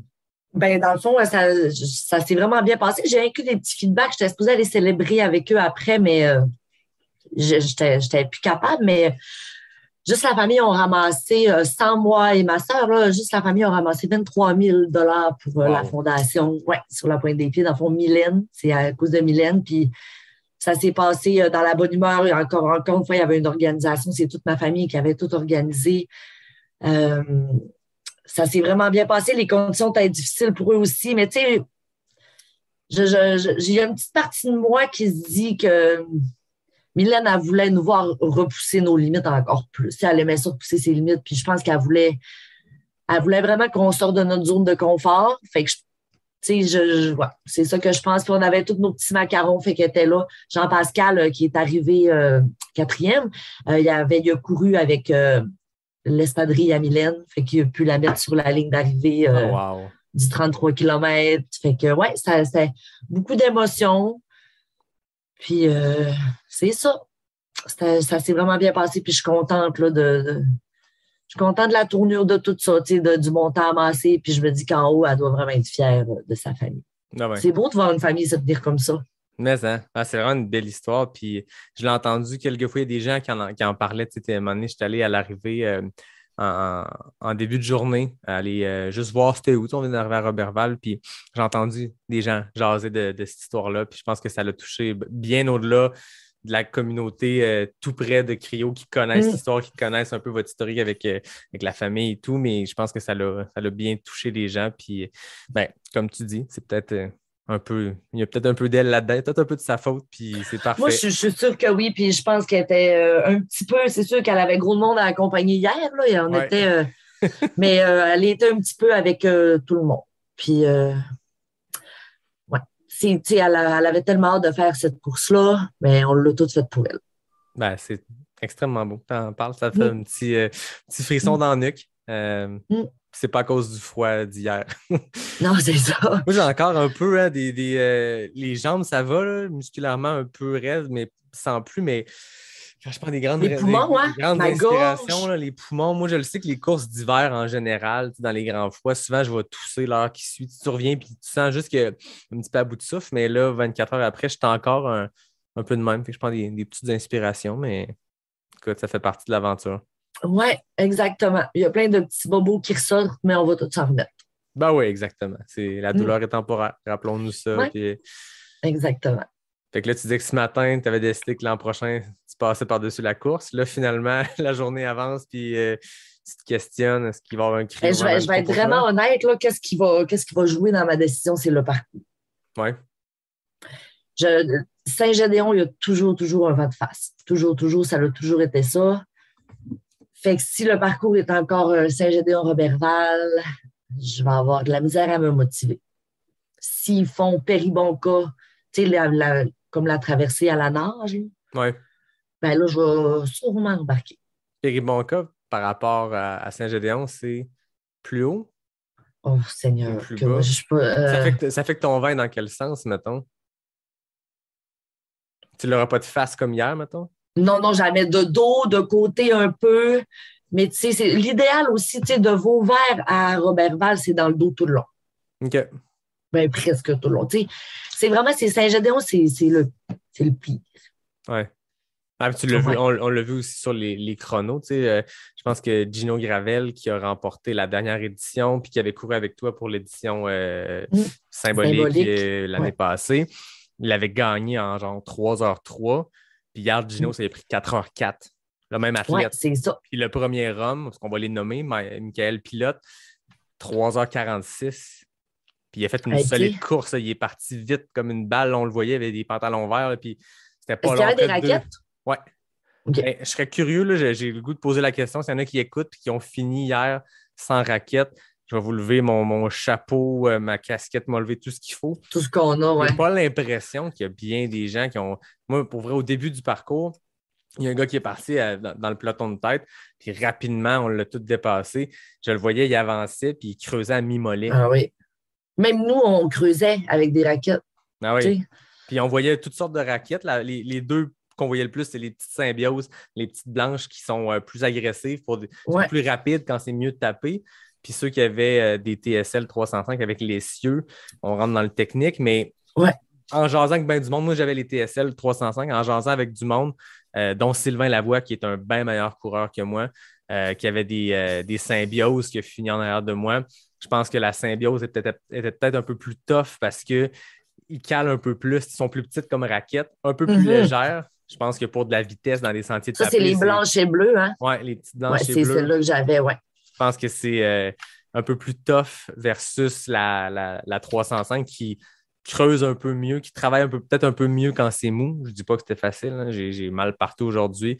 Mais je pense qu'il travaillait un peu mieux. Je ne sais pas ce que Gino avait dans les pieds. Je sais que Michael, il y avait les bleus, là, ben justement, là, celle qui rentre dans la chaussure. Oui, c'est ça. Puis Michael aussi, c'est ce qu'il y avait. Kim Godet, qui a gagné chez les filles, une invitée que j'ai reçue au podcast à 2 reprises même, avait aussi les 305. Bon, après ça, je pense qu'on peut très bien performer. Un excellent athlète peut très bien performer aussi avec ça, mais je pense que hier, il y a eu des enjeux d'équipement à tous les niveaux. Là, on parle de raquettes spécifiquement. Puis, bon, raquettes, je pense que c'était primordial hier, peu importe le modèle, là, on rentre dans le détail. Mais je pense que quand on voit beaucoup de cas d'engelures au visage, des engelures aux pieds, quand on voit de l'hypothermie, des gens qui, après 1 ravito, 2 ravitaux, étaient déjà complètement congelés. Il y a une question d'équipement aussi là-dedans, de le tester. Je pense que des conditions comme hier, c'était extrême, mais c'était envisageable quand on se prépare pour cette course-là. C'est pas, je veux dire, je n'étais pas surpris. Je pense que ceux qui ont fait comme toi d'autres éditions avaient vu des températures un peu plus clémentes, mais je pense que quand tu t'enlignes sur un lac en hiver, il faut être prêt pour le pire. Il faut être prêt pour quelque chose comme hier. Puis je pense que l'équipement peut jouer aussi. Je parlais avec des bénévoles. J'en voyais gros. Ah oui, avec des soft shells et tout. Des fois, c'est pas le manteau idéal ou les couches idéales pour ce type de climat-là où là, ça rentre, ça traverse. Non, c'est ça. Le vent traverse un soft shell. J'en voyais au départ, puis je me disais, mon Dieu, que t'es pas assez habillé. Ouais, la cagoule était de mise, selon moi. Tu sais, c'est ça. Fallait que le visage soit couvert, le cou comme faut. Mm. Ouais, Mm. puis non, c'est ça. C'est une question d'équipement dans des conditions comme ça. Puis il faut le tester, il faut l'essayer avant. Puis bon, ça fait la différence aussi dans une journée comme ça. Il y a beaucoup de gens, j'entendais beaucoup de gens parler de la deuxième couche, le deuxième manteau. Je t'avais même écrit la semaine avant en me disant hey, là, je viens de voir dans le matériel obligatoire, deuxième manteau. Puis tu m'avais dit ben c'était pas ça avant, mais là, cette année, ils l'ont mis. Je pense que hier, après la course, pas grand monde qui pouvait chialer sur le fait qu'il fallait avoir un deuxième manteau parce que Le prix, finalement, je ne l'ai pas pris, mais il était dans mon sac. Puis il était là. En fait, moi, je courais, puis j'ai arrêté 30 secondes par ravito, même pas. Puis j'ai arrêté 30 secondes le temps de ramasser une banane congelée. Là. C'était un beau petit popsicle à banane. Hein? Puis un shooter de sirop d'érable. Puis, je veux dire, en 30 secondes, j'avais le temps de prendre un petit peu froid en arrêtant complètement. Puis tu sais, quand tu arrêtes, je me disais, je sais pas, moi, si à un moment donné, il faut que je change de paire de bas. Faut que... Fait que le manteau, heureusement, je n'ai pas eu à l'utiliser parce que j'avais besoin de cette couche-là parce que je n'ai jamais arrêté. Mais si j'avais arrêté... Tu n'as pas changé au 19e kilomètre? Non, je me disais, j'étais bien. Je me suis dit, je vais juste filer. Puis je pense que c'est là que j'ai gagné des places aussi parce que honnêtement, j'ai terminé troisième, mais je n'ai pas été troisième tout le long de la course. Là, je me rappelle, il y avait au moins une douzaine de personnes devant moi. Je courais avec Kim Godette à un moment donné, puis il y avait 12-15 personnes devant moi, puis je n'ai pas dépassé. Je pense que c'est dans les ravitaux, les gens rentraient dans les cabanes, puis moi, je ne voyais pas, puis je continuais. Ça a toujours été ma tactique dans les ultras parce que c'est pas pour gagner des places, là, pas du tout. Là. J'ai été le premier surpris de finir troisième. C'est plus ma tactique de dire, je sais que moi, si j'arrête, le cerveau switch, puis il y a quelque chose qui se brise, c'est moi. Mais je m'étais dit, le deuxième manteau, s'il faut que j'arrête 2 minutes, relasser mon espadrille, il faut que je le mette ensuite parce qu'on n'a pas de marge de manœuvre. Tu arrêtes 2 minutes, on dirait que tu te massues un peu plus, ça devient froid, ça devient humide, puis tu as perdu le contrôle complètement de ta température interne. Fait que oui, clairement. j'étais content de l'avoir en arrière, c'était comme mon filet de sécurité. Du moment que j'aurais eu à arrêter puis que j'allais perdre le contrôle, boum, tu le mets. Je pense qu'il y a beaucoup de monde hier qui était content d'avoir eu du matériel obligatoire qui incluait un deuxième manteau. Vraiment.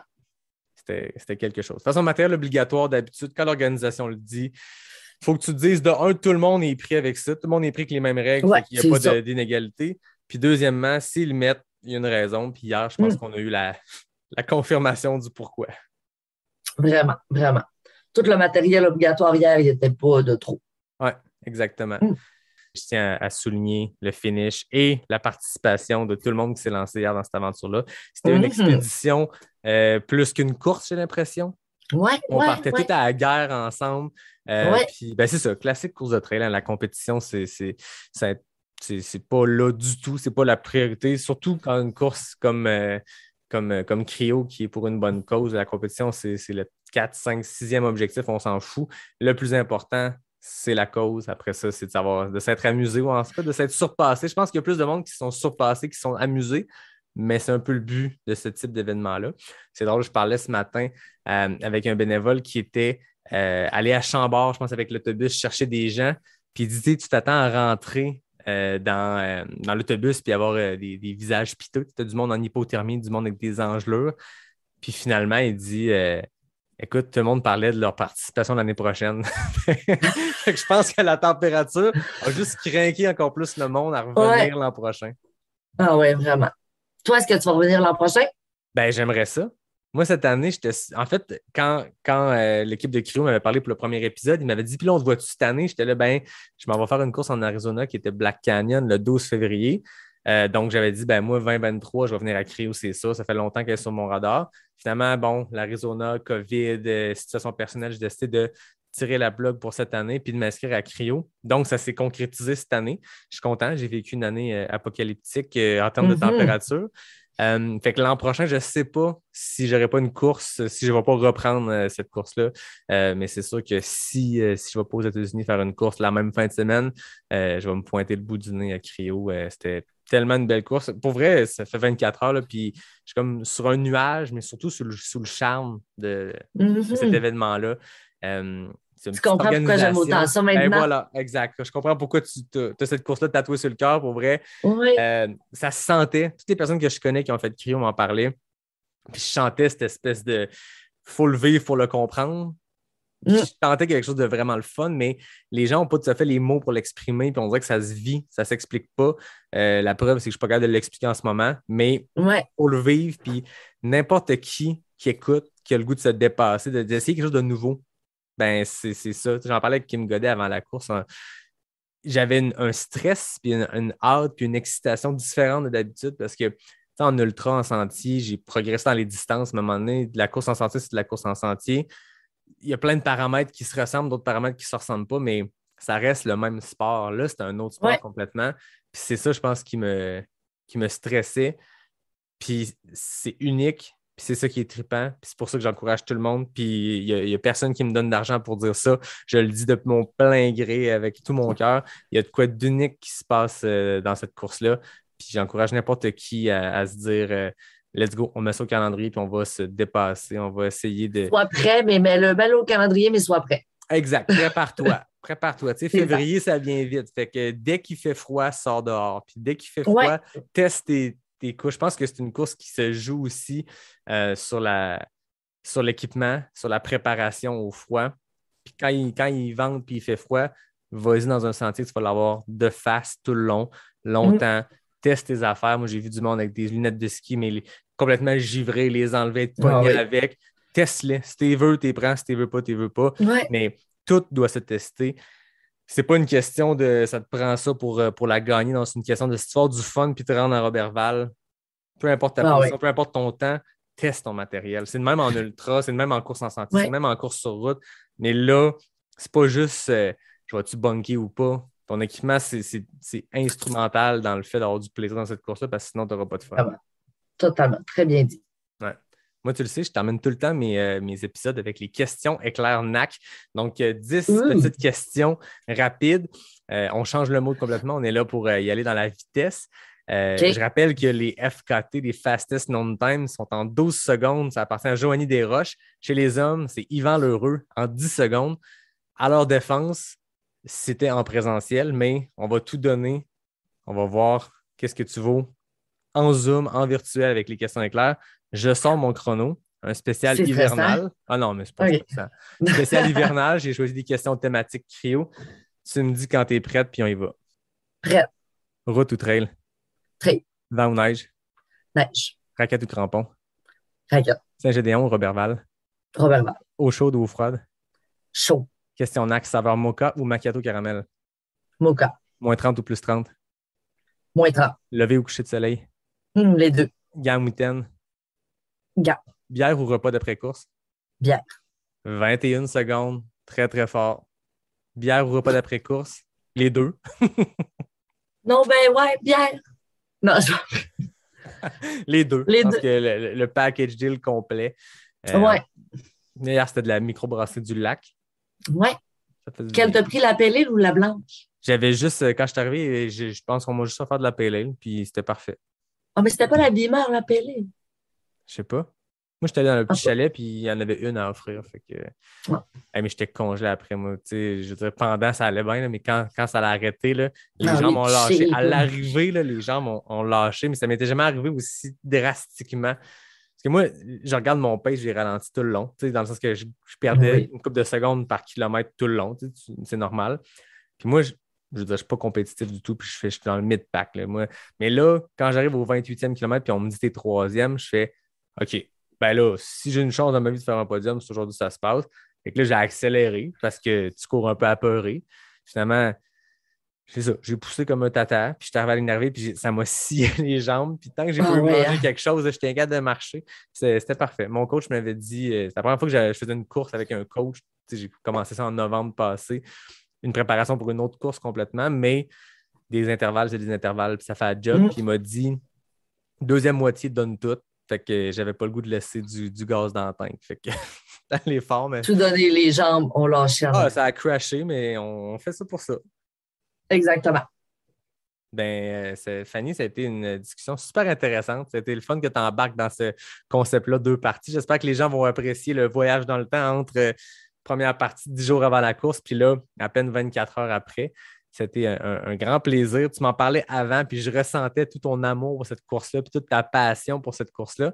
Puis là, de l'avoir vécu, puis d'être encore là tout frais juste après, je le comprends maintenant. Puis je comprends tout à fait comment tu as pu avoir la piqûre de la course à pied, de l'endurance grâce à un événement comme ça. En fait, c'est le meilleur baptême et peut-être le pire baptême pour se lancer dans la course. Mais regarde, forcé d'admettre 4 ans plus tard, 5 ans plus tard, que tu es encore en train de courir, tu es encore en train de participer à cette course-là, puis on dirait que tu es en train de te pencher pour le réessayer. Je le sais, ça n'a pas de bon sens. Ben écoute, je te souhaite une bonne fin d'hiver, une bonne saison. As-tu des plans pour cet été en trail? Oui, mais tu sais, je vais, comme j'avais dit, là, avec l'école, tout, je me sens fatiguée. Fait que je vais rester dans les 25-30, mais je t'ai inscrit Clinique du coureur, je t'ai inscrit à UTHC, Beluga, puis Québec Mégatrail. Un bon mais tu sais, je reste dans les 25, 30, 35. Là, tu sais, ça va être mes distances pour cet été parce que je travaille aussi beaucoup l'été là, dans le break de mes études, dans le fond. Ben oui, mais c'est parfait. Tu fais bien. Ouais. C'est des belles courses, sont toutes différentes. UTHC 28 versus QMT 25, c'est 2 courses complètement différentes, mais vraiment le fun les deux. Beluga Trail, je n'ai pas encore eu l'occasion de la faire, mais il paraît que c'est. J'ai fait le 30, le parcours est incroyable. Ouais, c'est ça. Mais ce sentier-là est exceptionnel. Là. Ouais. Bon, ben c'est cool. C'est une belle saison devant toi. Ouais. Toi, as-tu un gros plan aussi pour cet été? Ouais, c'est QMT. Je vais être là cette année. J'ai une revanche à prendre. Moi, l'année passée, j'avais abandonné sur le QMT 110. Là. Gros coup de chaleur. C'est drôle de parler de coup de chaleur suite à ce qui s'est passé hier. Ouais. Mais QMT est au calendrier. 110? Oui, le 110. Dès le lendemain que j'ai abandonné, j'ai fait bon, ben, il faut que je me réessaye. Mais l'objectif cette année, c'est la CCC dans le cadre de l'UTMB. J'avais été pigé il y a 2 ans, puis le COVID oblige, ça a été repoussé. Fait que là, cette année, écoute, mon Airbnb est réservé en Italie. Fait que ça va être le tour du Mont Blanc. Fait que tout le reste va être en préparation pour ça. Le QMT, je vais arriver avec une attitude différente de on va s'amuser, puis ça va être ça. Puis je vais être près de la clinique du coureur aussi. Fait que toujours un bel événement dans la région de Québec. On va peut-être se croiser. Ben, certainement. Fait que, merci beaucoup de ton temps, Fanny. Merci d'avoir partagé ton histoire. Merci d'avoir partagé ça avec les auditeurs. Je pense que j'ai pas de doute que les gens vont adorer. Puis j'ai pas de doute qu'on va donner le goût aux gens de s'inscrire. Puis on va les voir sur le Lac-Saint-Jean l'an prochain. Puis ils comprendront ce qu'on discute depuis tantôt qu'on ne réussit pas à mettre en mots. Il faut aller le vivre, gang. Allez vous inscrire. L'an prochain, surveillez ça. C'est pour une bonne cause. C'est facile de ramasser 1 000 $. Je ne veux pas dire le truc, mais je veux dire, une cause aussi belle dans un projet aussi débile qu'une course sur un lac gelé, c'est facile. Tu parles un peu de l'histoire derrière ça, puis le monde donne, puis le monde embarque, puis la cause est noble, la cause est touchante, fait que le monde embarque. Et en plus, les gens vont déjà être habitués avec l'accent des gens du lac. Ben oui, exactement. Et voilà, exactement. Hey, merci beaucoup, Fanny. Je te souhaite une bonne soirée. Puis à tout le monde, je vous dis à la semaine prochaine pour un prochain épisode de Pas sorti du bois, le podcast 100% Trail.